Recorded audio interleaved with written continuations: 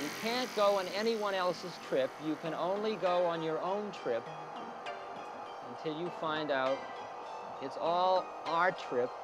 And when we get home, we all get back with great tales of trips, except we all took the trip together. There you go, perfect. Okay.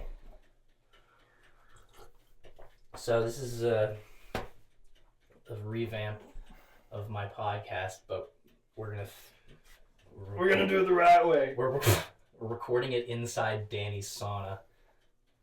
Cheers. And I'm shooting. These waters are non-alcoholic. By the way. I'm shooting through the window here.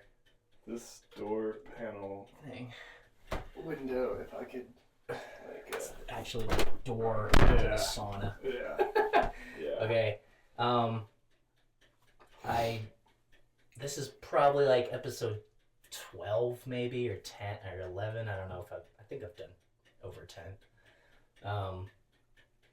But Dany was the one who like really encouraged me to do the podcast in the first place. And he was the one that we've had so many conversations in this sauna, so much full circle today. I used to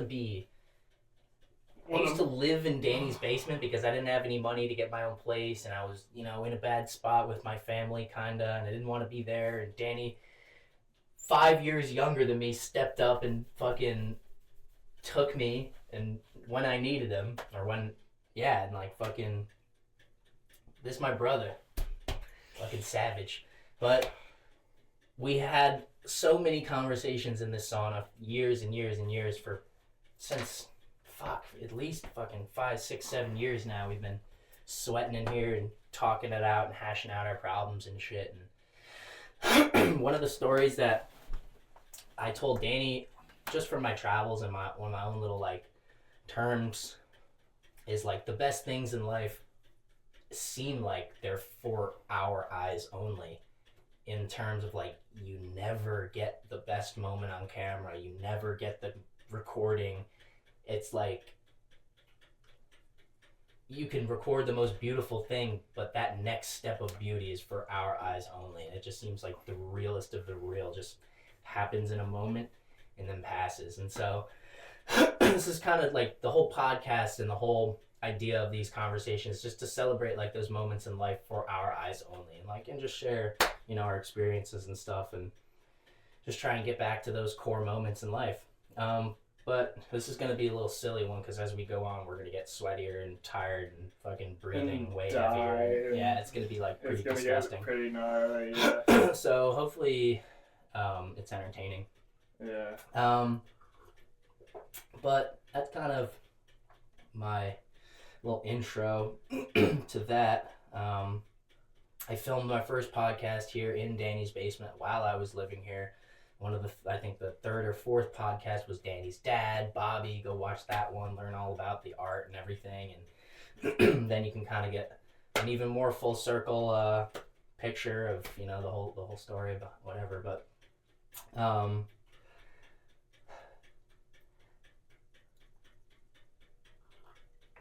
I think that leads into the actual conversation of today, which was, what the fuck has happened since I moved out and Dany's become a fucking man, doing all over sorts of shit and really figuring his own shit out.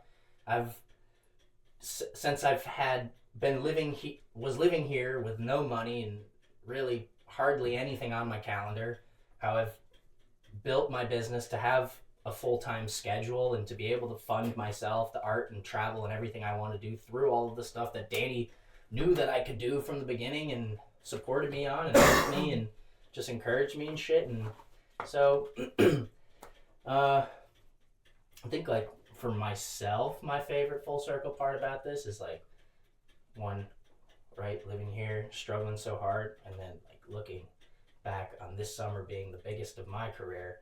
I went on 2 tours back to back. First one with Michael Franti, second one with Ice Cube, doing LED, doing visuals, and really just like, I don't know, man. It's like we've come a long fucking way.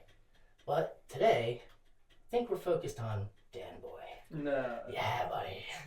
Because this is my favorite buddy. Shoot, dude. Fucking... Shoot, man. You got me in here now, and you got the camera on me. Yeah, we got the whole thing happening. So, Dany decided to go to Alaska this summer. I'll drink to that. Drink to that. So why'd you go to Alaska in the first place? Well, first of all, that's a big question. Well, why? Well, let's see. How did you end up there? Let's see. Where did the listing come from? You saw a listing for a thing. You saw something online, right? Well, okay. Well, so the whole thing, I'll just like clean and honest, right? Clean and honest. From the top. From the top, dude. So the whole thing started when like for a while I was living in New York and like I wanted to go to college and I didn't really want to go to college and like yeah, you're having fun skating but you're spending like a lot of money on rent. Like my lease just ended, like August 1st my lease ended. And I was like, oh fuck, like I have no like literally like I lost my job a month prior. My lease ended, like I had a relationship that was like slowly becoming no good. Like just not working. Not working out, you know, like just a fragmentation of what it once was, and like kind of like just looking on the internet for jobs and stuff, and like yeah, like there's like all these places like you know you can go to like Ohio and like you know you've been traveling around the country like with jobs and like eventually I saw this mountaineer guide job on Cool Works in Alaska, and I thought, wow, like Alaska's like so foreign to me, man. Like I've never met anybody, or like my grandfather has been there, but besides that, I've never met anybody who's like been to Alaska or knows anything about it, or like I don't know. It's just like one of those places that's so foreign to me, but it's like your country. You know what I mean? Those people are American too, you know. So like I just applied and like I don't know, about like a week and a half later I get a call from this like guy. He's like, hey, like you Daniel? And I'm like, yeah, that's me. He's like you think you could be here like August 16th? Like you applied for this like mountain guide job? Like you know, like it's like how much do you weigh? He's like, how much do you weigh? I was like 148, like 148, like you know, like something like that. He's like, all right, like how much do you weigh? Yeah, like that was like the first thing the operator said. I was like, I gave him my weight, my height, and stuff. He was like, all right, could you be here like, you know, August 16th at this address? I'm like, yeah, sure. Like, and that was that, dude. Like, paid for the plane ticket, like with the little money I had, you know, like, and I just kind of eventually like, you know, like when you land in Juneau, like, it's like, I don't know how to really describe it. Like, a lot of people don't understand this. Alaska is like, Juneau itself, the capital of Alaska, has a population of about 31,000 people, maybe 33,000 undocumented. And it has a really small airport. There's no railway or main road that connects to the mainland, even though it is connected to the mainland. So it's pretty isolated. The airport is about the size of like half the size of a Costco. So it was just very all like, it was very different when I like got there, you know, like the first, I walk out into this terminal and like. Yeah, like we're from Jersey, we're just in New York, like we have New York and the fucking tri-state area, like, just shitstorm happening. The first, like not even like at the airport yet, yeah. Like just in the sky, like looking down on the landscape, I was like, oh, like wow, like that's beautiful. And the day I landed later on, I found out was like the most beautiful day they've had in months. Like clear skies, 80 degrees. Like, hey, wow, it's like this all the time. Yeah. I'm thinking like it's beautiful. Beautiful place. Yeah. Like I landed on like the gorgeous day of the year. Like people are hiking. There's people. These rich people got their seaplanes. Little did Dany know. So, dude. So like I'm. Like this is funny, dude. Like, but it's like not. It wasn't funny at the time, but it is now. Like, dude, I walk out of this like little hallway, you get off a plane, and this plane was small, so you have to fly I flew from Newark, so I flew from MWR, I flew to Seattle, because you can't fly directly to Juneau, even though it's the capital, so you fly from Seattle to Juneau, but apparently it's cheaper if you fly from Seattle to Anchorage, because you're flying from like a major airport in Alaska to just interior Alaska. They have like Alaska Airlines does that for cheaper or some shit with smaller planes. But so where was I get out of this terminal and it's like a really tiny airport, man. Like just immediately I was like, whoa, it's like this big bear statue in there and stuff. I go outside and I had no idea. I was like, is there a cab? Like there's no like, I've been to airports all over the world, man. It's like there was nothing out there. Like just I walk outside to the most gorgeous day in the most biggest mountains with snow on top of them, and like it was August 14th, dude. Like no cab line. It was like 2 in the afternoon. Yeah. Like no, there was cabs and stuff. I just was unaware at the time. Like I was unaware. Like I didn't know if they had. Dude, I asked. I said, "Is there any like public transport or anything?" And the guy was like, "Yeah, there's a bus. It's called Capital Transit. It comes once every hour. So if you miss it, like you gotta wait an hour for the next one." So I was like, "Oh, when did the last one come?" He was like, "Oh, like 6 minutes ago." So guess I'm walking. So, like, dude, like it was like a 2-hour walk. I just was like, okay, like if anything, I'll pick it up at the next stop, wherever that is. Like, Right, yeah. So I just like started. I only had a backpack and like $300 on me, and like I just started walking, and eventually I got to that address, bro, in Lemon Creek, Juneau, Alaska, which is like the rough. Like it's rough, but it's not like rough. Dude. It's just like Facebook Marketplace gold in everybody's driveway. You know what I mean? Just like, But no, it was different, man. Like it was rough at first. Like that first month of just like adjusting to that, like, cause like growing. I don't know, man. Like you can go anywhere in the world, like think you're cultured or like think you can like kind of like adjust anywhere. Like you think you're like all that shit until you're like there. And then you're so fucking belittled, like, sorry to curse, but like... Dude, curse away. Dude, like, to be belittled like that, to be like shown or like put in your place in a place like that, like, with nobody and no one, like, to help you, like, and then eventually, I get to this house, and the door was like, just kicked in, like it swayed like a barn door, like people would kick it from both sides. It was pretty funny, but when I first saw it, I was like, dang, like that's not good, like, that's not like a good sign, like that don't look right. And I just put it like swung open, and I walk in, it's like this dude, his name's Andrew, and there's like this kid Joe who ended up being my real good friend, and like Arturo, and like all these like real good, like some like 2 real good people. The rest of them were like, just something else, like just something else. So just for some context, because I've heard this talked with you a couple times about this mountain house now, and it just sounds like such a piece of shit. It was like it just sounds like there's not even like you can see through the walls. Like there's no heat though, right? No, there's heat. There's heat. Okay. Yeah, we had like a stove. Okay, they had a stove. I mean, like one of the toilets didn't flush, and so there was 2 bathrooms. One of them was just like unoperational. Like you did not go in that second one. It was just like Okay, all right.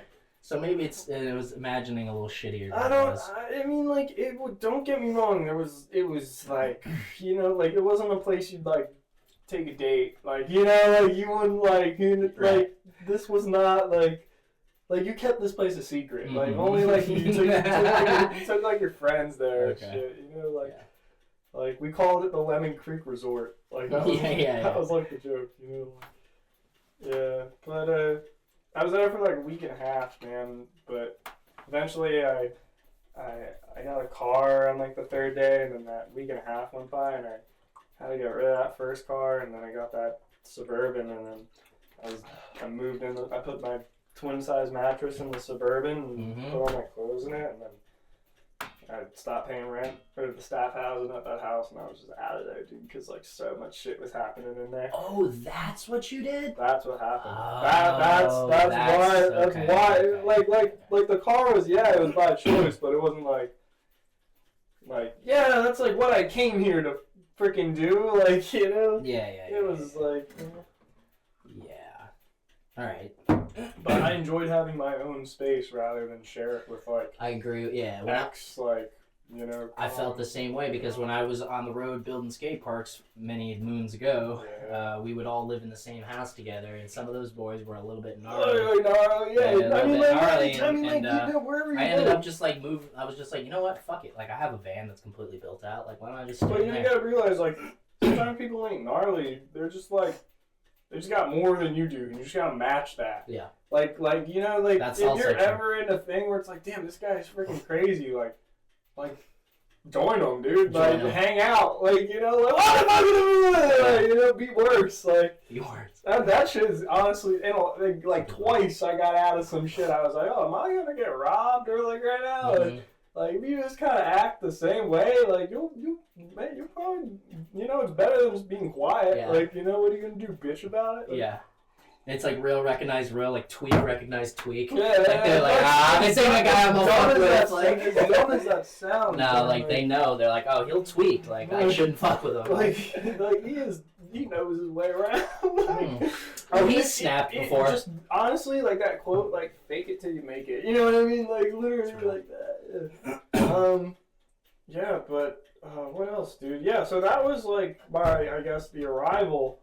I guess I didn't put too much description into that, but yeah, the airport was good pace. I like this pace at school. Yeah, Good pace. The airport was pretty much just the first wow, this is gonna be different, and like stepping out and trying to figure out a transportation system. Because if you don't have a car out there, like that day that I landed was the most beautiful day, but then the next 2 weeks it rained and rained all night and all day, like throughout, like it would just rain like Forrest Gump. It would rain up from under you and sideways, like it was not like it's raining like people think of like Alaska as being like the coldest place, like even in the summer, but like no, up north it's beautiful in the summer. Alaska has a summer, it gets like seasons and stuff. I mean, they don't get like the leaves changing, but like I mean, like the winters are harsh, but that's like interior Alaska is where they only get like, oh Jesus, like 6 hours, like they get like 16 hours of daylight and 16 hours of darkness. They call it like midnight sun or something. Yeah.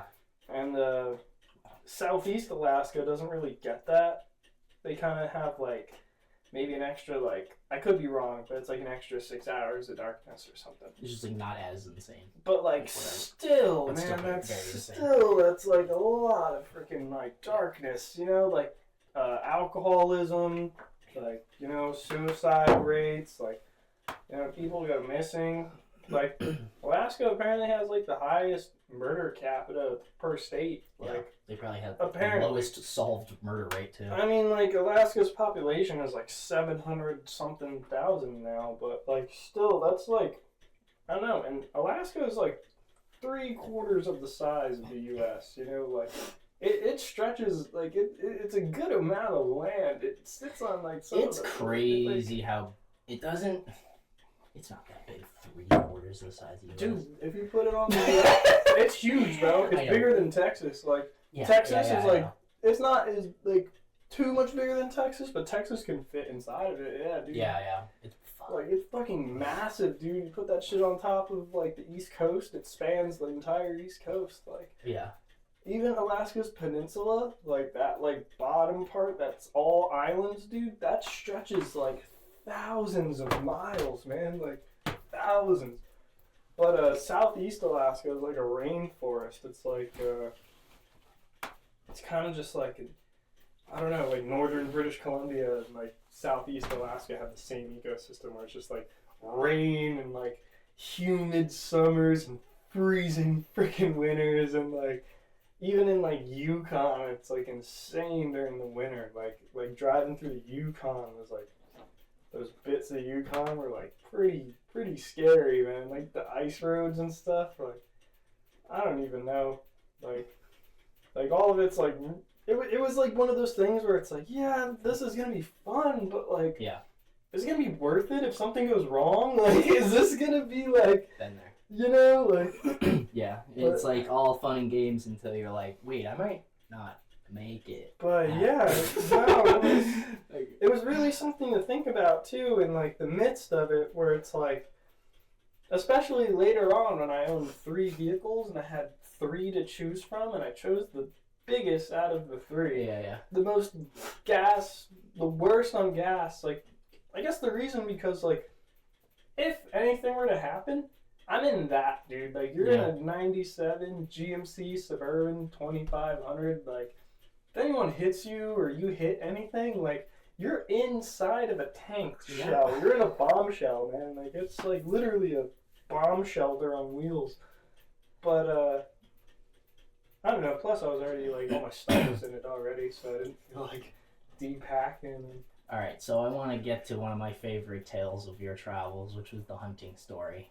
I don't know if I really want to tell those stories, man. Those are kind of like, those were like for me. Like, like as the show says, maybe. All right, I'll tell a little bit. But like, I think like that is like. I'll tell. I Okay, think, I'll tell a little bit of just like some bits, not all of it, but. I don't know. I think it's worth it to tell it. To tell it, I'll tell the first time, but like the other times were. No. Yeah, like the first time. Yeah, that first like so. When what's his name took you out? Yeah, no, I'll tell how it went.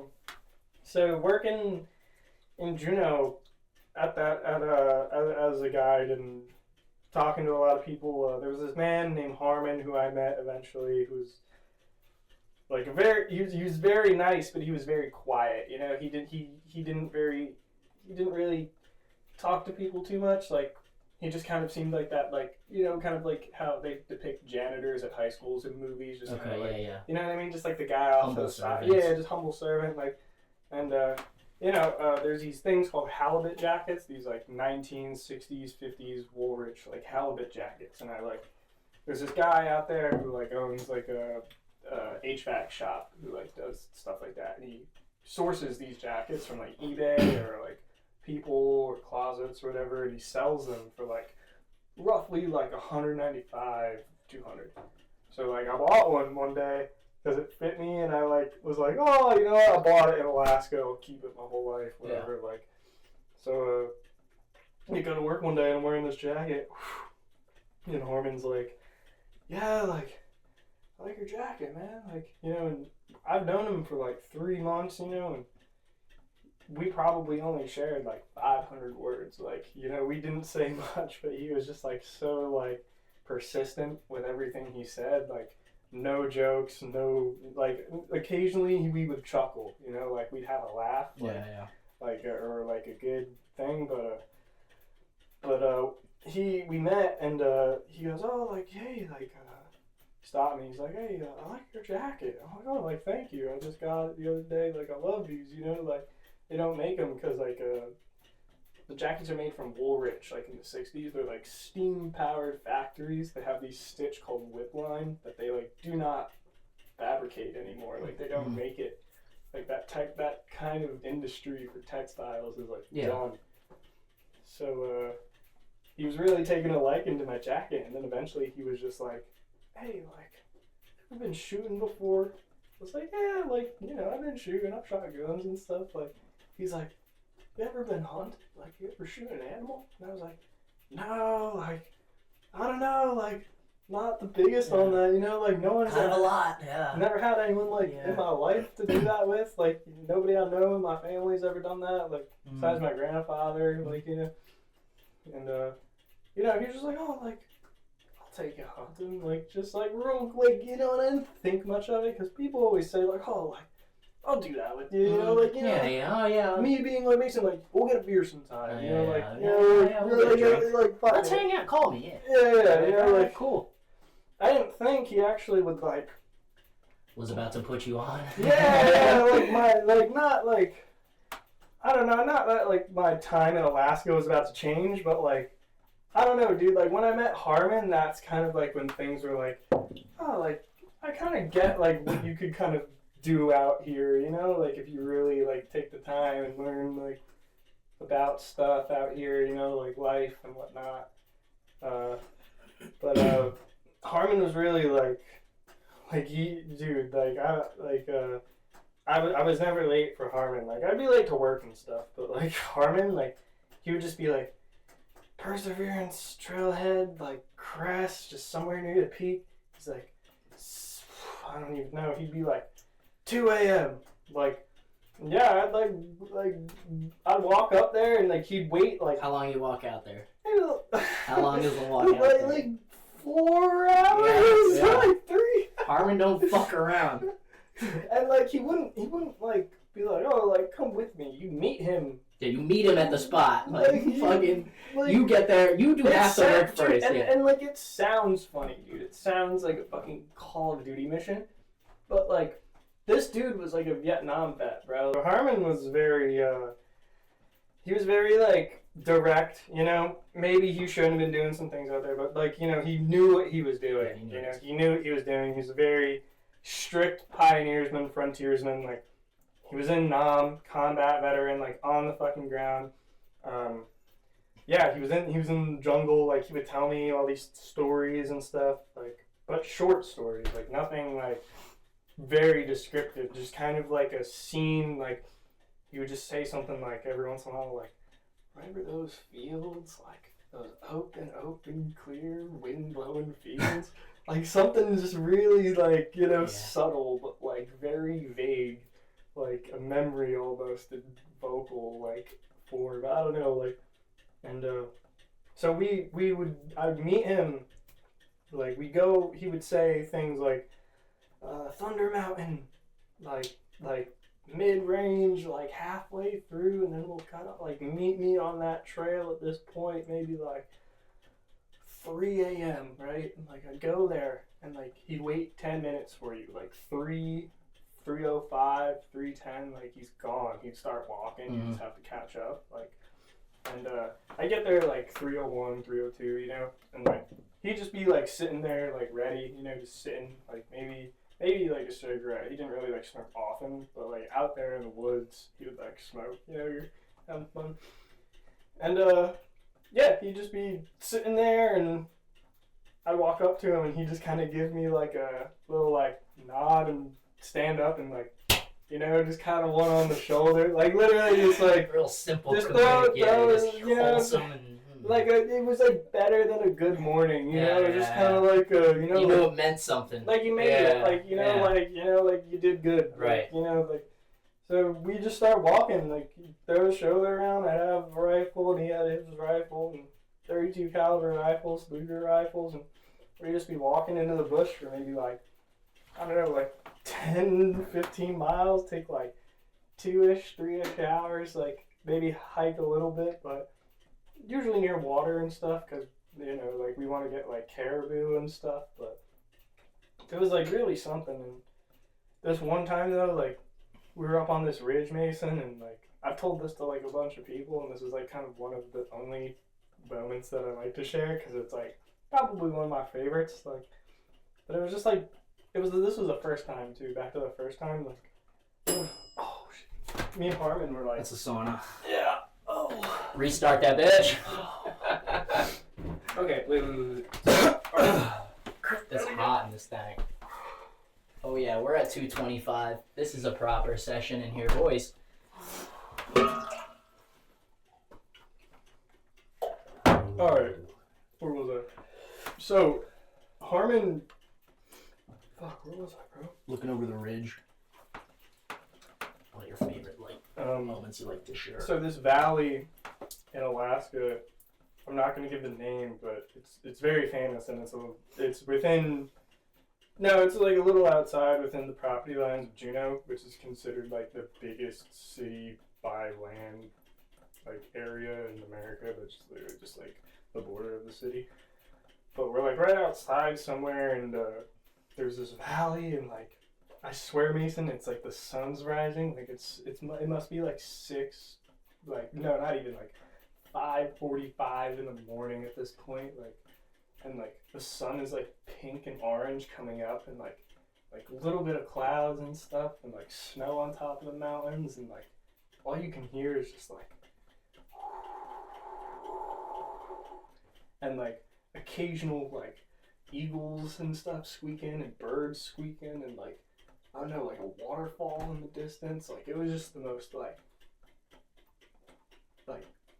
subtle place on earth that I think I've ever like been, felt like. And the thing that really changed it all was like Harmon and I were sitting there for hours and he would just kind of like nudge me a bit, like oh you like not even saying anything, just kind of like you wave, like nudge me, and I nudge him back, and like we see this herd of caribou mason, and like Harmon just was like, you hear him? Like do you like not hear him, but like do you see him? Like looking at me, like Gives you a look. you know, like Gives you a look back. and fuck, man, I'm dying. I know. And like and I just looked at him and I was just like I gave him a good nod, like you know, like with my face, like Yeah.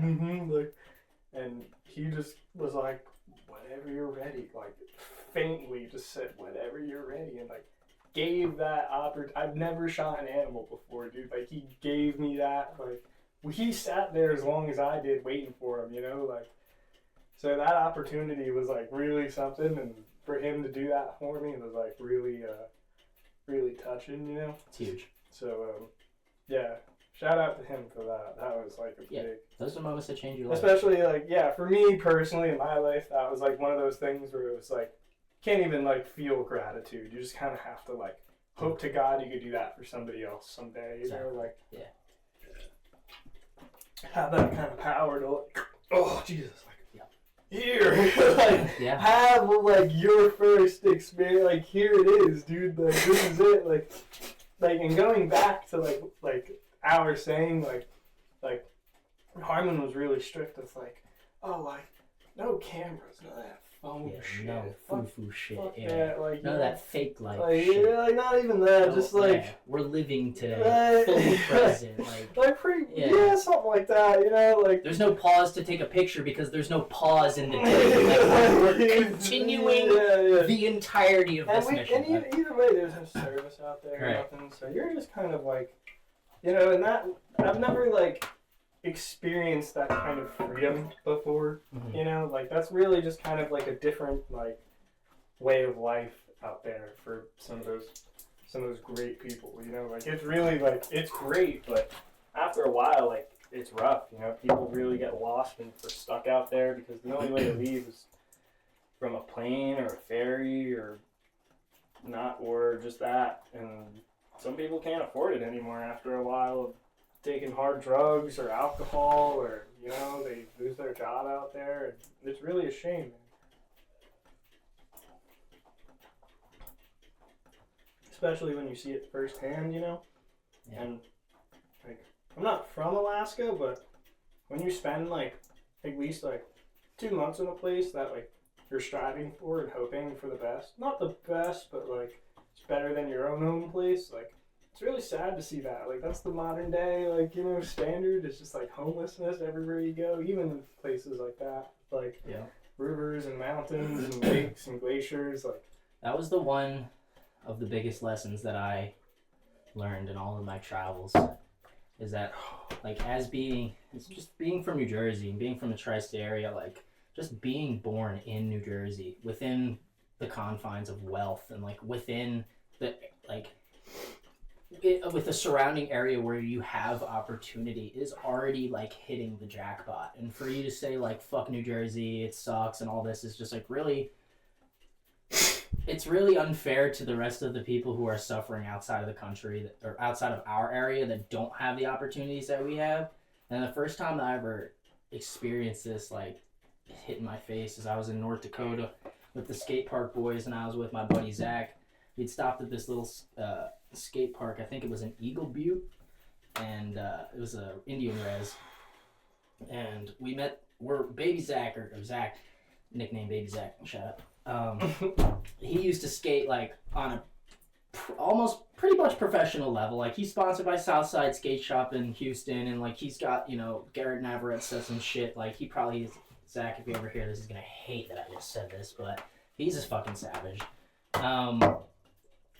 Zach is just ripping so hard like he always does, and these kids they're watching. They can't believe it. They, one kid on a bike, never seen anybody skate like this in their life. So we're chopping up with him. He's probably like 17, 18, maybe 19, something like that. But he was telling us, he takes care of the kids because the parents are too busy doing meth. They drop them off at the skate park and then they come back after dark to pick up their kids after they do meth all day.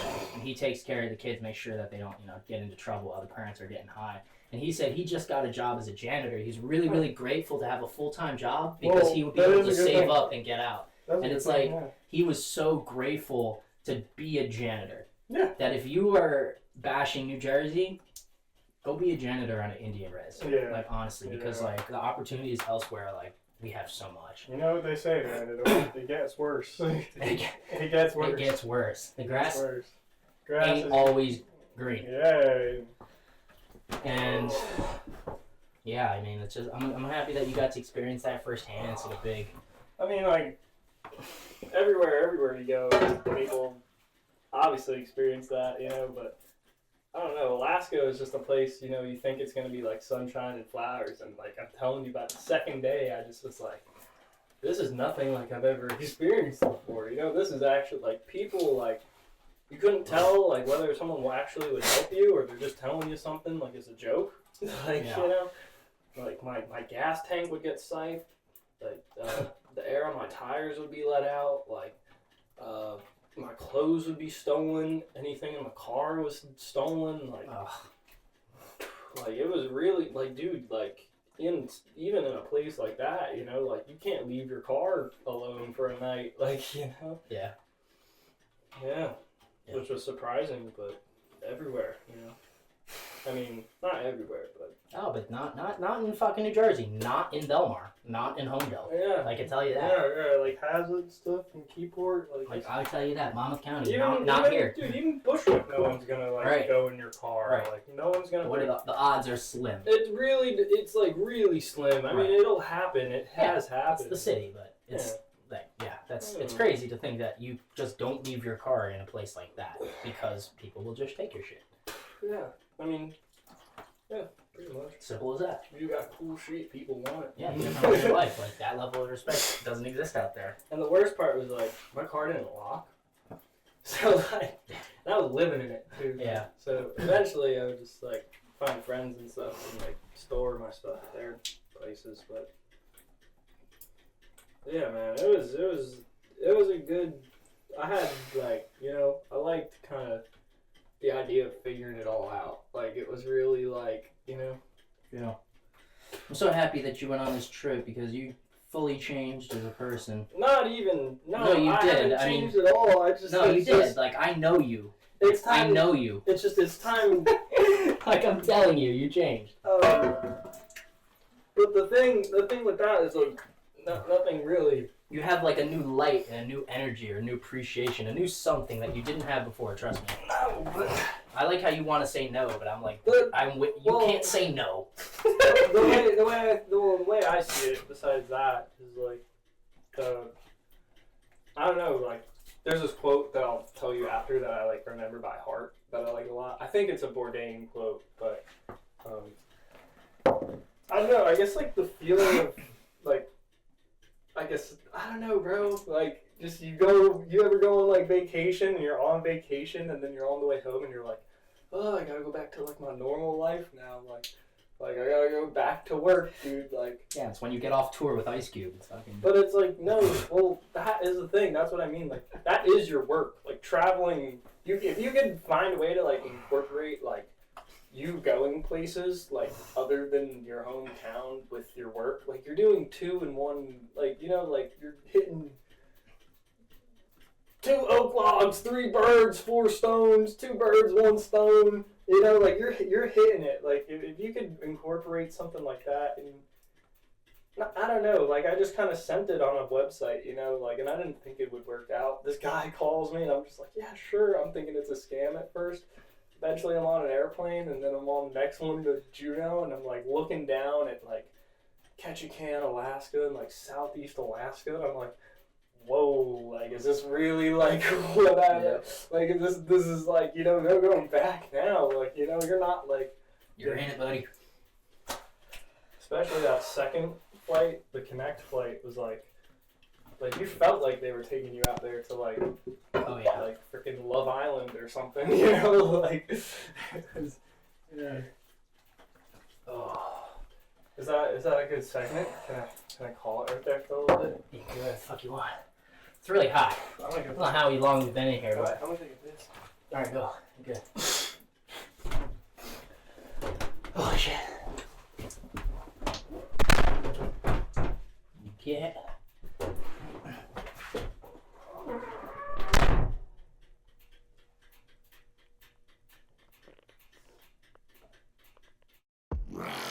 You can't go on anyone else's trip. You can only go on your own trip until you find out it's all our trip.